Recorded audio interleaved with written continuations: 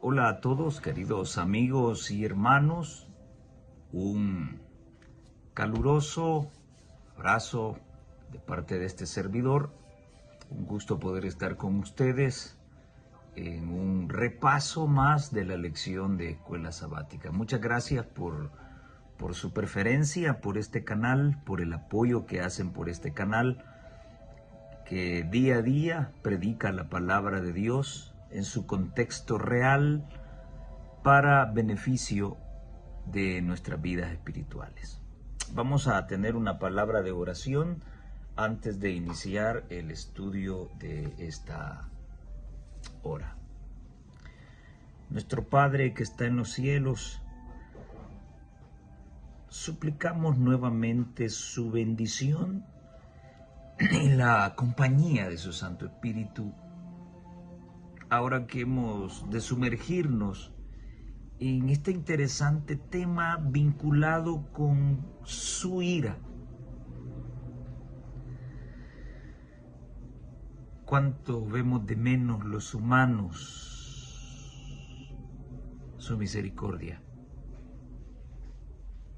Cómo traspasamos muchas veces en nuestra vida diaria los límites, de tal manera que quedamos cegados para no contemplar su misericordia y su grande amor para nosotros, pecadores. Cuando ya no hay nada más que hacer, su Santo Espíritu se retira de nuestras vidas y ahí comienza nuestra hecatombe. Qué bueno que su ira no es la ira nuestra. Qué bueno que la forma en que usted se enoja no es como nosotros lo hacemos. Y de eso ha tratado la lección de esta semana. Y nuevamente suplicamos que su Espíritu pueda asistirnos para que terminemos de entender esta gran verdad. Se lo pedimos en el nombre precioso de Jesús. Amén y amén. Lección número 5. La ira del amor divino. Interesante. Salmo 78, 38 nos dice: pero Él, refiriéndose a Dios, misericordioso, perdonaba la maldad y no los destruía. Apartó muchas veces su ira y no despertó su enojo. Si la Biblia habla esto acerca de Dios, significa de que Israel nunca fue castigado. La palabra dice que perdonaba la maldad y no los destruía, y muchas veces apartó su ira y no despertó todo su enojo. Esto significa que Israel no fue castigado. Dios soportó el pecado de Israel. Y esa enseñanza es la que debe quedar en nosotros, de que Dios va siempre a alcahuetear nuestra falta de consagración.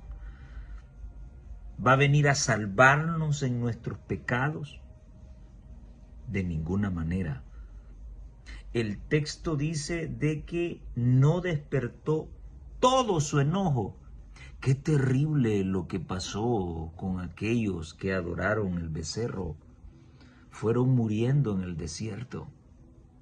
Qué tremenda fue la conquista de Babilonia a Israel y de todos los enemigos en contra del pueblo de Dios. Sí, pero aún con toda esa horrorosidad, que ustedes pueden leerla muy bien en el libro de Lamentaciones, no era toda la ira de Dios. ¡Wow! ¿Y si fuera toda? Esta semana quiero tocar algunos puntos. Bueno, en esta lección que hemos estudiado esta semana, quiero tocar algunos puntos importantes. El primero, La ira divina es otra expresión del amor divino. La ira de Dios es otra manera de demostrar su amor. ¿Cómo es eso? Dije en mi oración que el enojo de Dios no es el enojo humano. Nuestro enojo va con venganza. Nuestro enojo predispone una situación psicológica premeditada. Nuestro enojo muchas veces lleva a odio. Y en ningún momento el Señor ha castigado por odio, pero ni aún a Satanás. Y quiero poner un ejemplo con respecto a este primer punto. ¿Por qué un padre castiga a su hijo? ¿Porque lo odia? ¿Porque no lo puede ver? No, lo castiga para corregirlo. Lo castiga porque lo que ha hecho le ha irritado, le ha molestado. Y quizá, y bueno, no quizá, porque yo también lo he experimentado, no molesta lo que el hijo hizo. Lo que molesta es que, recibiendo las indicaciones, recibiendo la advertencia, venga y vea de menos la palabra de su padre y haga lo que se le ha pedido que no haga. Allí es donde se centra el enojo de un padre, no en lo que el hijo hizo, pero al mismo tiempo uno se siente triste de castigar a sus hijos, pero hay que hacerlo porque molesta que la indisciplina haga sufrir a nuestros hijos. De igual manera, Dios se molesta al ver cómo el pecado nos hace daño. ¿Existe la ira santa? Y si existe, ¿cuál es? Bien, sí existe la ira santa. Es una ira sin irritación. Yo le llamaría, es un disgusto, es una molestia, pero sí existe la ira santa. Pero no es un término que este servidor ha inventado. Oigan lo que dice la sierva de Dios en Exaltada Jesús, página 331. La indignación de Cristo iba dirigida contra la hipocresía, los groseros pecados por los cuales los hombres destruían su alma, engañaban a la gente y deshonraban a Dios. En el raciocinio especioso y seductor de los sacerdotes y gobernantes, él discernió la obra de los agentes satánicos. Aguda y escudriñadora había sido su denuncia del pecado, pero no habló palabras de represalias. Ya van a ver lo que les va a pasar. No, Jesús nunca usó ese vocabulario, no habló así. Sentía una santa ira contra el príncipe de las tinieblas, pero no manifestó irritación. La ira santa es la que no tiene irritación. Mi ira no es santa, porque lleva irritación. La ira santa es la que no lleva irritación. Así también el cristiano que vive en armonía con Dios y posee los suaves atributos del amor y la misericordia, sentirá una justa indignación contra el pecado, no contra el pecador, contra el pecado. Sostienen, pero no le incitará la pasión a vilipendiar a los que le vilipendían. Aún al hacer frente a aquellos que, movidos por un poder infernal, sostienen la mentira, conservará en Cristo la serenidad y el dominio propio. A Dios no le molestan los homosexuales. A Él lo que le molesta es el pecado de la homosexualidad. A Dios no le molesta la prostituta. Lo que a Dios le molesta es el pecado de la prostitución. A Dios no le molesta el borracho. Lo que Dios detesta es lo que el alcohol hace con la vida de un humano.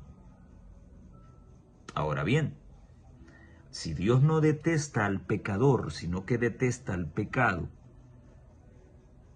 si nosotros hemos cometido una falta, bueno, Dios no va a pasar por alto lo que hemos hecho.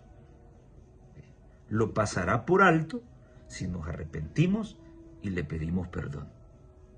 Sí, pero el hecho de que Él te ame siempre, aunque peques y hagas la cosa más horrenda, Él siempre te va a amar, pero lo que hiciste no va a tener justificación.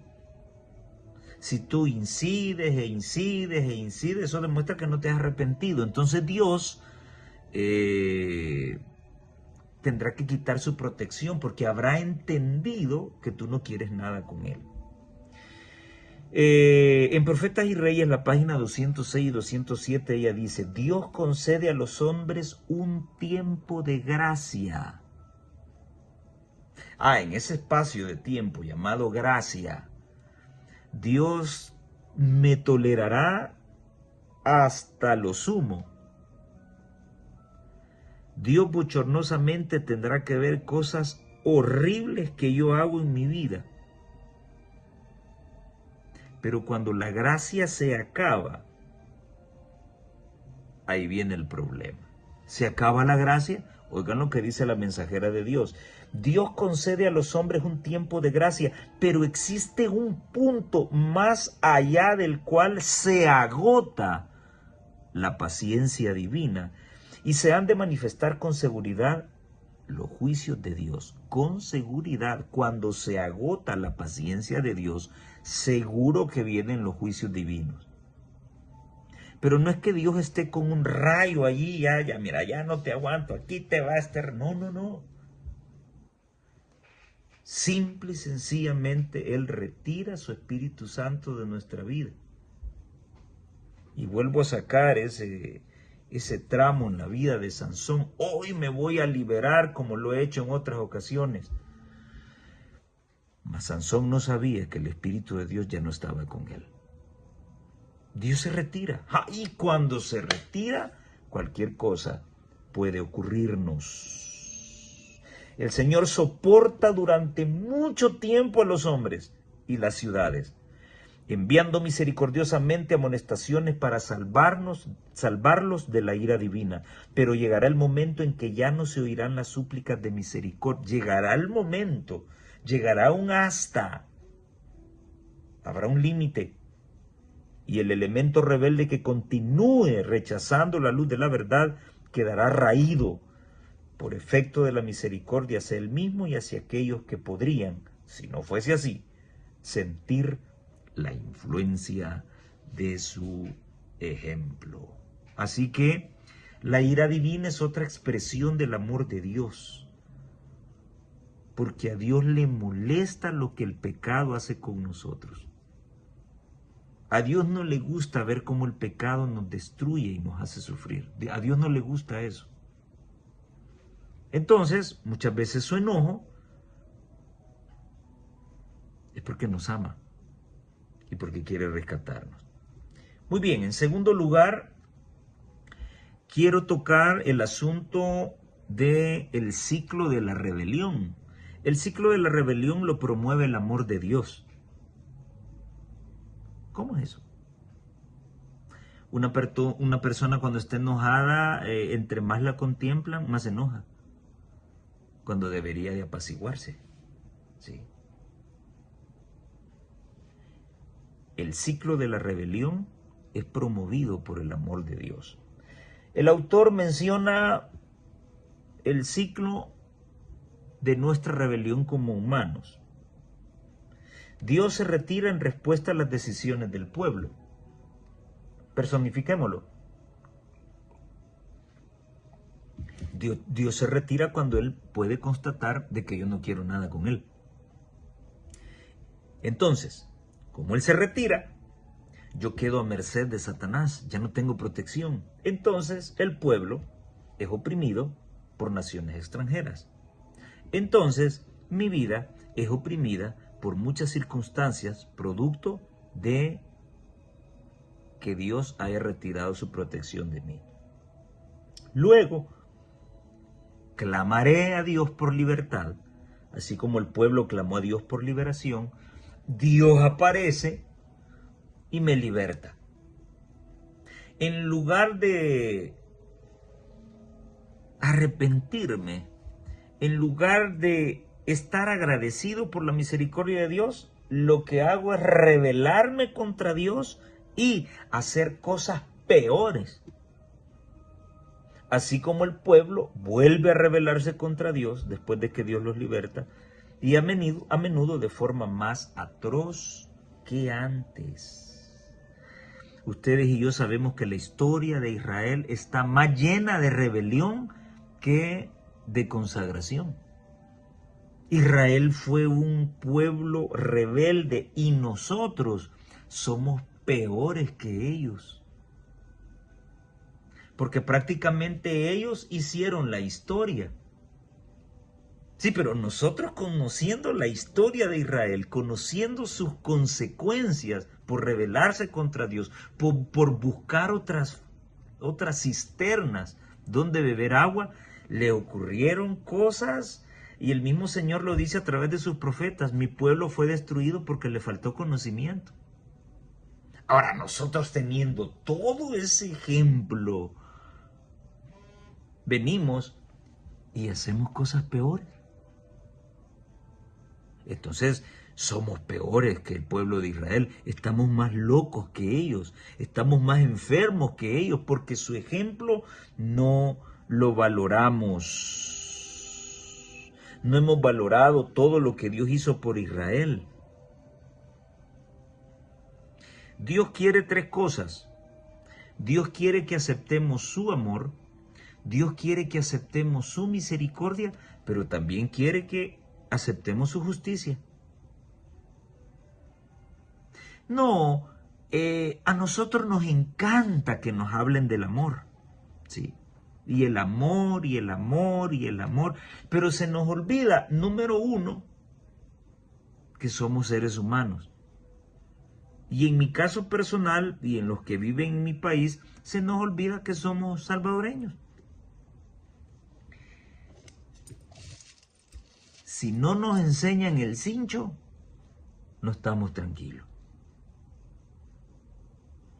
La sierva de Dios en Maranata menciona: ¿será posible de que este amor grande que Dios manifestó al hombre a través de su Hijo no sea suficiente para entender que Dios quiere cambiar nuestra vida? ¿Será necesario hablarle de los juicios de Dios? Enseñarles el cincho. Así somos. Entonces, no solo es amor, amor, amor, amor, amor y amor, no, también hay que hablar de los juicios de Dios que vienen como consecuencia de su amor, porque Él quiere salvarnos. Entonces Dios quiere que yo entienda su amor, su misericordia y su juicio, pero nosotros no valoramos eso. Dios está llamando constantemente al corazón humano, induciéndolo a reconocer su amor y su misericordia y aceptar su justicia en lugar de los principios del mal. De ese modo le ha suplicado a la humanidad en todas las épocas. En los días de Noé, Cristo habló a los hombres por medio de un instrumento humano y predicó a los que se hallaban en la esclavitud del pecado. Se presentó a Israel envuelto en una columna de nube de día y en una columna de fuego de noche. Él fue quien educó a aquella inmensa multitud en su peregrinar por el desierto. Hay quienes no valoran suficientemente estas cosas.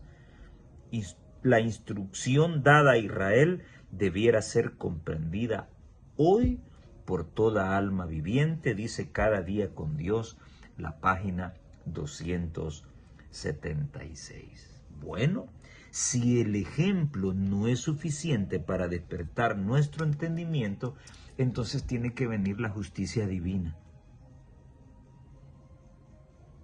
Y esa justicia divina manifestada en un castigo no es más que la consecuencia de nuestro pecado. Dios aparta su protección y entonces pues puede sobrevenirme un mal peor. Como punto número 3, Dios se enoja. Y cuando lo hace es porque hemos rebasado el límite de su misericordia. Y como ejemplo clásico de eso, o sea, ningún padre humano en su sano juicio va a decirle a su hijo, mira hijo, tengo días de no pegarte y ya me hace falta. Vení para acá, te voy a meter unos 3 hinchazos. Un padre no hace eso en su sano juicio. De igual manera sabemos que el libro de los Salmos menciona de que Dios no se complace en la maldad. Dios tiene pensamientos de paz y de bienestar para con nosotros. Entonces esto quiere decir que Dios no, si Dios se enoja, es porque ustedes y yo hemos rebasado la misericordia de Él. Y esta semana se nos presentó la historia de Jonás. Pero yo quiero que la mensajera de Dios sea quien explique cuáles eran los sentimientos que estaban detrás de la vida de Jonás para actuar como actuó, desobedeciendo la orden que Dios le dio. Dice ella en Profetas y Reyes, la página 204 y 205, cuando Jonás conoció el propósito que Dios tenía de perdonar a la ciudad, que a pesar de su maldad había sido inducida a arrepentirse en saco y ceniza, debiera haber sido el primero en alegrarse, en regocijarse por la asombrosa gracia de Dios. Pero en vez de hacerlo, permitió que su mente se espaciase en la posibilidad de que se le considerase un falso profeta. ¿En eso estaba preocupado Jonás? No, hombre, van a decir que les he mentido. Estaba más preocupado en su reputación que en la gracia de Dios manifestada en su misericordia. Celoso de su reputación, perdió de vista el valor infinitamente mayor de las almas de aquella miserable ciudad. Pero al notar la compasión manifestada por Dios hacia los arrepentidos ninivitas, Jonás se apesadumbró en extremo y se enojó. A ver, ¿no ocurre esto en tu vida? Si alguna vez te han disciplinado y te trataron tan mal y ahora ves que disciplinan a un hermano, pero lo hacen con mucha suavidad. ¿No te molesta eso? Jonás se enojó. Preguntó al Señor, ¿no es esto lo que yo decía estando aún en mi tierra? Por eso me precaví huyendo a Tarsis, porque yo sabía, yo sabía. Nos ponemos por encima de la sabiduría de Dios. Yo sabía que tú eres Dios clemente y piadoso, tardo a enojarte y de grande misericordia y que te arrepientes del mal. Dice Jonás 4, 1 y 2. Perdiendo de vista los intereses ajenos y dominado por el sentimiento de que era preferible morir antes que ver sobrevivir la ciudad, exclamó en su disconformidad, o sea que no solo se enojó, sino que deseó morirse. Oigan lo que dijo, ahora pues, oh Jehová, ruégote me mates, porque mejor me es la muerte que la vida. La lección enseñada a Jonás es, aquí viene la lección, para los mensajeros que Dios envía hoy. Cuando las ciudades de las naciones necesitan tan ciertamente conocer los atributos y propósitos del verdadero Dios, como los ninivitas de antaño. Los embajadores de Cristo han de señalar a los hombres el mundo más noble que se ha perdido mayormente de vista. Según la enseñanza de las Sagradas Escrituras, la única ciudad que subsistirá es aquella cuyo artífice y constructor es Dios. ¿Esa es la ciudad donde estás viviendo ahorita? ¿Esa es la ciudad donde vivo yo? No, la ciudad donde vivo en este momento es la que va a ser destruida. Debo luchar, sacrificarme y prepararme para ser parte de la ciudad construida por Dios. Con el ojo de la fe el hombre puede contemplar el umbral del cielo, inundado por la gloria del Dios viviente. Mediante sus siervos, el Señor Jesús invita a los hombres a luchar con ambición santificada para obtener la herencia inmortal. Les insta a hacerse tesoros junto al trono de Dios. Pero como el Israel de antaño, así como lo expresa Jeremías, que Dios enviaba a sus profetas temprano y sin cesar, y como respondía el pueblo, los perseguía, los atrapaba y hacía escarnio con ellos y los mataba, lo mismo hacemos nosotros hoy en día. Todo aquel siervo de Dios que anda predicando la verdad presente y habla de los juicios de Dios, es perseguido, es censurado. El pueblo adventista del séptimo día quiere escuchar hablar de amor, amor, amor, amor y amor. Vivir en un romanticismo pasado de miel con Dios. Y eso no es bueno. Y por eso es que estamos como estamos. Y por eso es que la predicación de los siervos de Dios que hablan del mensaje del tercer ángel, el mensaje de los tres ángeles, la verdad presente, no interesa. Hoy, la iglesia adventista del séptimo día se está preparando para divertirse y entretenerse.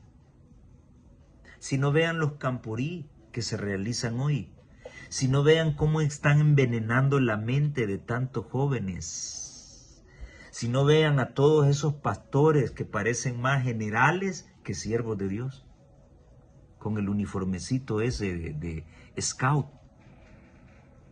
Estoy hablando de la sacola verde. Así como nos estamos preparando para encontrarnos con nuestro Dios.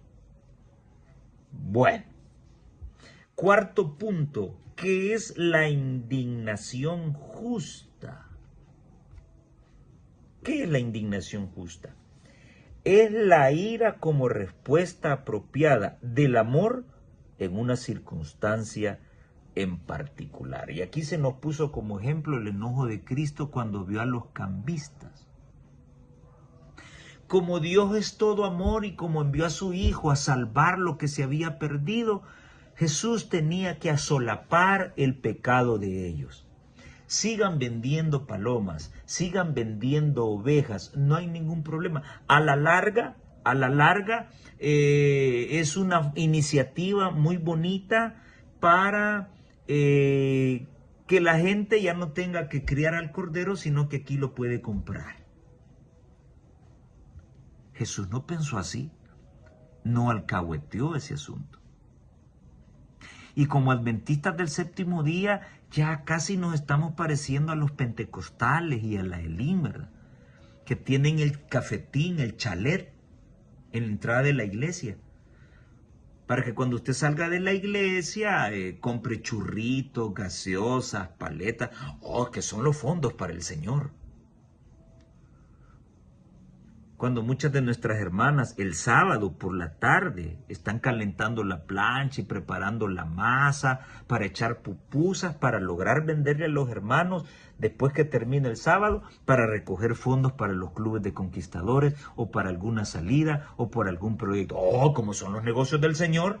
Sí, pero lo estás haciendo en sábado.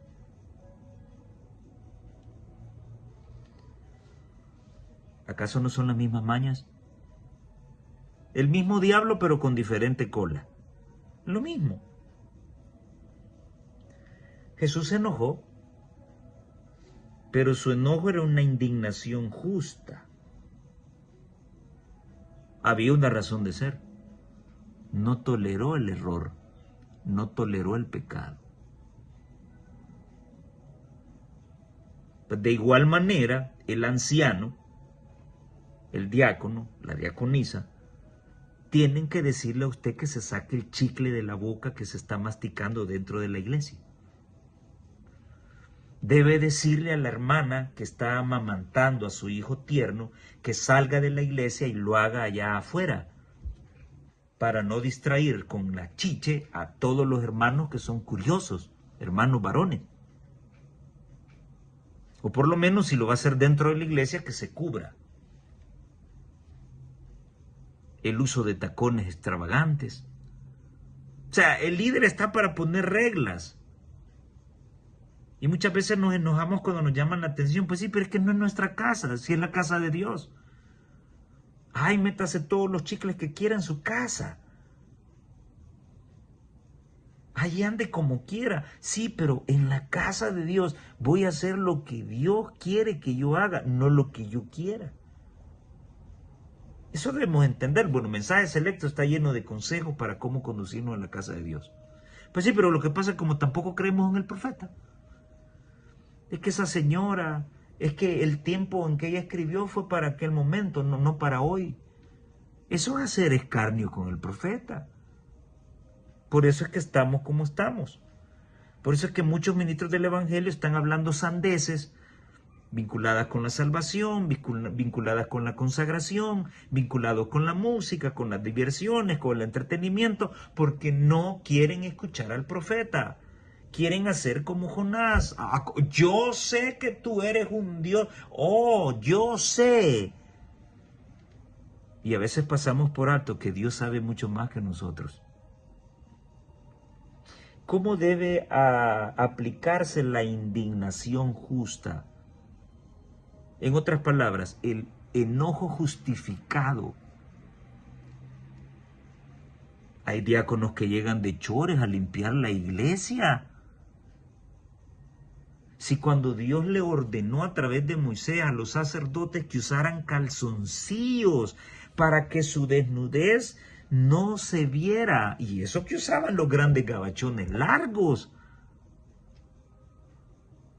los únicos que iban a ver sus genitales iban a ser las gradas. Sí, pero Dios es un Dios de orden y les dijo que se hicieran calzoncillos para que su desnudez no se viera en el templo.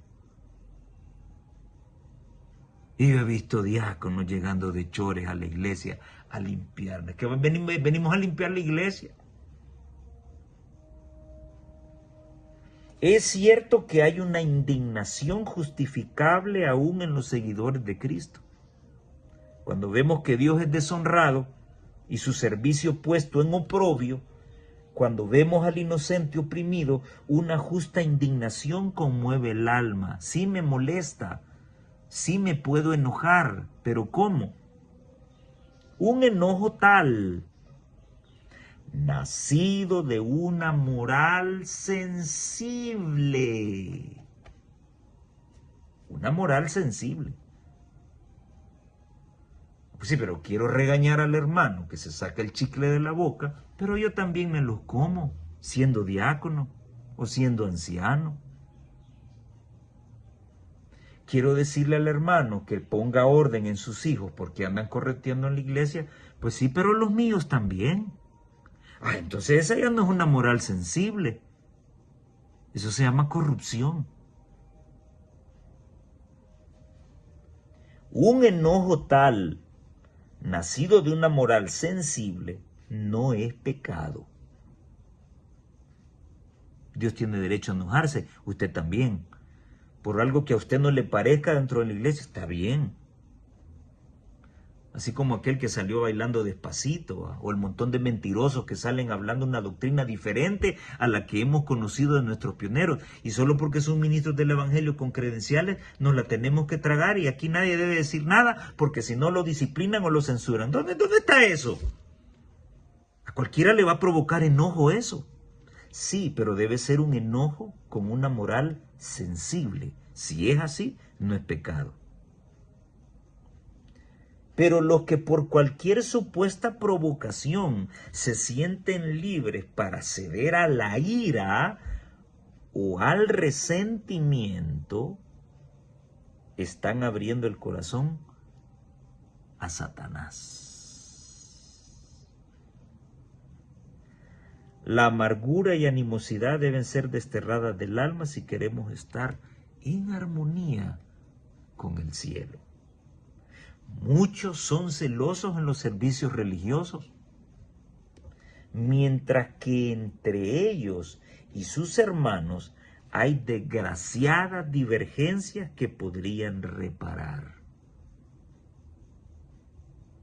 Golpeándome el pecho en la iglesia, el anciano de iglesia, dirigiendo la Santa Cena, y con otra mujer que no es la esposa. Ay, pero cuando me doy cuenta que mi hermano, mi hermana han caído en pecado, soy el primero en sacar el corvo o el hacha y darles y machetearlos completamente. Y yo ando haciendo cosas peores. Te lo leo otra vez. Muchos son celosos en los servicios religiosos, mientras que entre ellos y sus hermanos hay desgraciadas divergencias que podrían reparar. Dios exige de ellos que hagan cuanto puedan para restaurar la armonía. Antes que hayan hecho esto, no puede aceptar sus servicios. Síguete revolcando con la mujer extraña con la que te revuelcas y sigue dirigiendo todas las santas cenas que quieras. Pero Dios no está aceptando tu servicio. No lo digo yo, lo dice Él a través de su siervo. El deber del cristiano en este asunto está claramente señalado. Yo no sé si tú lo ves claro, yo lo veo claro. Deseo a toda la gente, página 277. Y lo veo tan claro que yo a veces ni quisiera grabar la lección. A veces ni quisiera predicar desde un púlpito porque me siento indigno de hacerlo. Aquí hay mucha tela que cortar.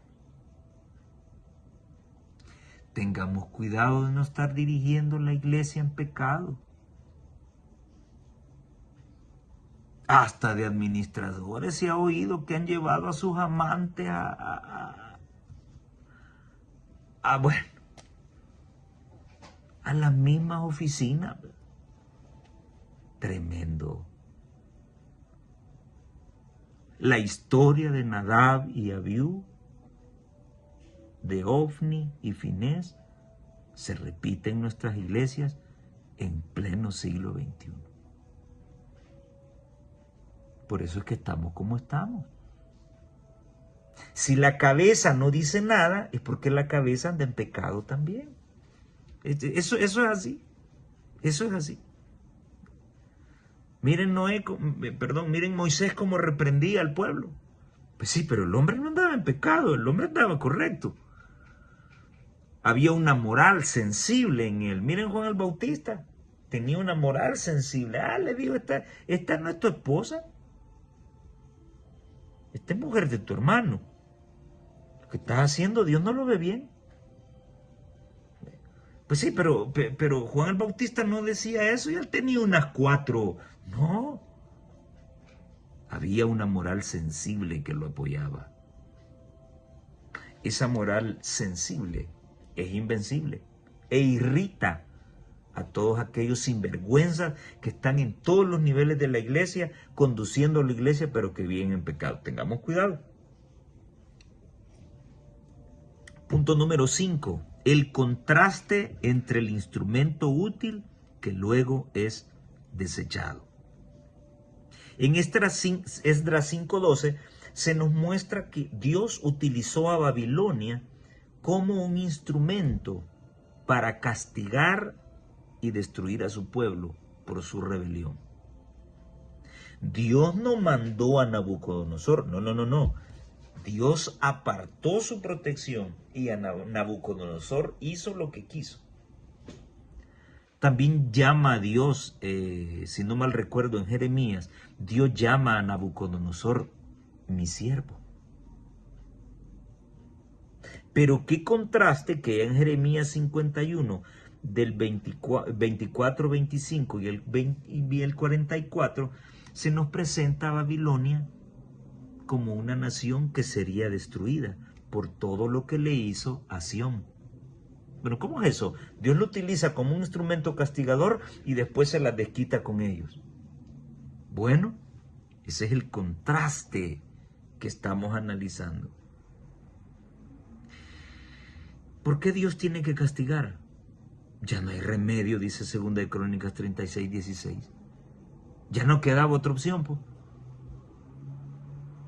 Y la paciencia de Dios consiste en tratar de ir esquivando y ver otras formas de disciplina que esta. Pero cuando ya no hay remedio, como dice 2 de Crónicas 36, 16, entonces ni modo, Dios tiene que aventar el cinchazo.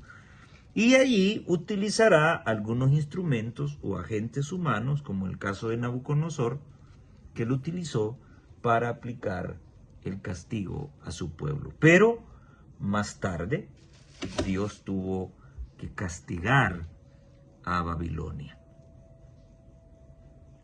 Ahora, ¿qué significa esto? Dios permite que ocurran las circunstancias. Utiliza a una nación como un cinturón para castigar a su pueblo, pero al mismo tiempo, aquí unimos lo que hemos estado estudiando, Dios se irrita al ver lo que la rebelión de su pueblo acarrea: destrucción, sufrimiento. Así que ahora, después que Dios permite que esta nación sea el instrumento para castigar, luego Dios interviene en la historia y se encarga de romper el instrumento de castigo. También Babilonia recibe un castigo. Todo esto está condicionado bajo el libre albedrío. Israel llegó hasta ese punto por su rebelión, no hubo más que hacer y Dios lo castiga. Nabucodonosor llega a la cumbre de su incredulidad hacia Dios. Sí, Dios le utiliza como un instrumento, pero está dañando al pueblo de Dios. Por lo tanto, tendrá su respectivo pago. Dios no aflige para alegrarse, dice la mensajera del Señor en los lugares celestiales, la página 274. Así como también, bueno, por lo menos yo nunca lo he hecho, los que predicamos el mensaje de los tres ángeles y hablamos del juicio venidero, de la ley dominical, lo que el papado va a hacer con el remanente, yo no hablo de eso por meterle miedo a la gente. Si al que le da miedo es porque está en pecado todavía y no se quiere ir para allá, quiere seguir viviendo aquí. Hablar de profecía para infligir miedo, poner en claro los acontecimientos finales para meter miedo, no se puede predicar la palabra. Yo nunca lo he hecho para infligir miedo. Dios no se complace en meter miedo, no se alegra el de eso.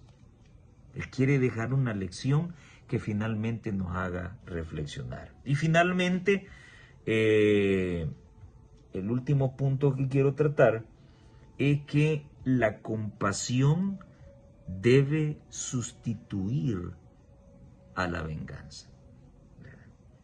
Para empezar, vamos a tener como principio, según Hebreos 10:30, que la venganza es de Dios. No es nuestra, es de Él. Yo conozco a alguien, y que de seguro debe estarme escuchando, o me va a escuchar. Conozco a alguien que quiso hacerme daño, pero luego con lo que me cuentan de su vida, parece ser que el tiro le salió por la culata. Y es a él a quien le están ocurriendo cosas. Tal vez lo que tenía preparado para mí no me ocurrió. Me están pasando cosas, pero eso está vinculado con mi relación personal con Dios, con mi necedad, con mis tonterías como humano.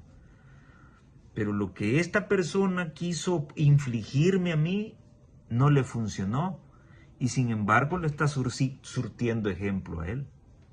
¿Cuál es el problema? La venganza de Dios, ya que la venganza es de Él, la venganza de Dios no va salpicada de odio, la nuestra sí. Sí, ahora, Israel le dio la espalda al Señor y Él viene, bueno, los tengo que castigar, me voy a vengar, ¿verdad? Sí, pero la venganza de Dios no lleva odio, va salpicada de amor. Me las voy a desquitar. Les voy a mandar un poder engañador, ¿verdad? Voy a mandar a alguien que los castiga.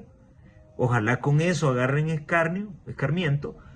Yo los voy a restituir y voy a destruir el instrumento que utilicé para que les infligiera a ustedes dolor, ¿verdad? Así es Dios, su amor y su misericordia. No, nosotros no, ¿eh? Nosotros nos vengamos por odio. Nosotros nos alegramos cuando el que nos ha hecho daño le está yendo de la patada. No, Dios no es así. La venganza de Dios es restaurativa. La venganza de nosotros los humanos es destructiva. Dios no se complace del castigo que puede propinarle a alguien. Pero ya vimos que Él lo hace porque es movido por el amor. ¿Qué dice la mensajera de Dios con respecto a esto? Difícilmente hay dos personas cuyas experiencias sean iguales en todos los aspectos. Las pruebas de uno pueden no ser las pruebas de otro. Y nuestros corazones deben estar siempre abiertos a la simpatía bondadosa, encendidos con el amor divino que Jesús manifestó por todos sus hermanos. Difícil, ¿eh? A veces Cristo reprendió con severidad y en algunos casos puede ser necesario que nosotros hagamos lo mismo. Pero debemos considerar que aunque Cristo conocía la condición exacta de aquellos a quienes reprendía, la cantidad exacta de reprimenda que podían soportar y lo que era necesario para corregir su mal proceder, también sabía cómo compadecerse de los descarriados, consolar a los desafortunados y alentar a los débiles. Sabía cómo inspirar esperanza y valor porque conocía los motivos exactos y las pruebas peculiares de cada mente. Reprendía con ternura y amaba con amor divino a los que reprendía. Incomprensible, bueno, no se preocupe, que esto será el tema por los siglos sin fin en la tierra nueva. Ese amor, esa misericordia. Recuerdo yo la única vez que le grité a mi abuela paterna, que en paz descanse. Recuerdo que me pegó un cinchazo que me dejó hasta marcada la pantorrilla. Bueno, yo me enojé, era un chico de unos 11, 12 años. Y me fui para el cuarto de ella y ahí me fui a acostar a la cama, molesto, y me dormí. No sé cuánto tiempo dormí, pero me despertó porque sentí que alguien me estaba sobando la pantorrilla donde tenía la marca del cinchazo. Y cuando medio abrí los ojos y vi hacia abajo, era mi abuela que me estaba echando una pomada en el cinchazo que ella me había provocado. Así es el amor de Dios. A veces tiene que darnos porque tiene que darnos.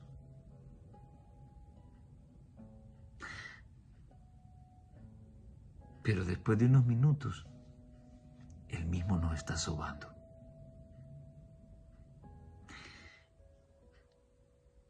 El castigo humano no es así. Nosotros golpeamos con odio, golpeamos con rencor. Sabemos que hemos causado dolor y dejamos que esa persona se arrincone y pase horas llorando y nunca consolamos. Bendito el Señor que mi castigo no es como Él castiga. Si no, no tuviera esperanza. Amigo, amiga que me escuchas, hermano, hermana, estemos a cuentas con Dios. Dios nunca va a decirte, mira, tengo días de no castigarte. Te voy a mandar una enfermedad porque tengo días de no castigarte. Dios nunca va a hacer eso. A ver, ¿de cuántos castigos habla la Biblia que Dios le infligió a Enoc? ¿De cuántos? ¿A Job? ¿A Elías? Ah, hermano, pero Job perdió todo, sí. Pero ¿qué es lo que ocurrió? Dios le dio autorización a Satanás, o sea que Dios se apartó. El objetivo era demostrarle a Satanás que Job era un siervo de Dios. ¿Cuántos castigos habla la Biblia que Dios le infligió a Pablo? Después que cayó y quedó cieguito, ¿cuántas le aventó Dios después a Pablo? Dios se complace en la santidad de los hombres. Dios se alegra. Dios se siente honrado por la consagración de un hombre y de una mujer. Demuéstrale a Dios que estás dispuesto a ir hasta la misma muerte por Él y Él no te va a molestar. Siempre va a bendecirte. Sí, a veces nos castiga y bueno, se cumple el ciclo de la rebelión. A veces nos castiga y nosotros pedimos perdón, nos arrepentimos, lloramos, nos duró 15 días y volvemos otra vez a hacer algo peor. Y ahí está Dios, ahí está Dios. Que cada caída nos aleje más del pecado y nos acerque más a Dios. Que cada caída nos muestre